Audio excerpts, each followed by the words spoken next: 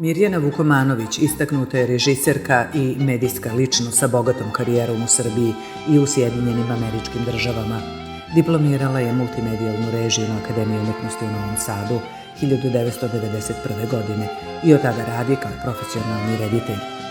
Režirala je preko 30 igranih, dokumentarnih i televizijskih filmova i serija i nekoliko pozorišnih predstava. Izdvajamo filmove Tihovanje, zatim Večita slavina po drami Momčila Nastasijevića, kao i 3 letnja dana koji je bio jugoslovenski kandidat za Oskara 1997. godine. Predavala je režiju na Njujorškoj filmskoj akademiji. Za svoj rad dobila je brojne nagrade. Član je predsjedništva Udruženja filmskih umetnika Srbije.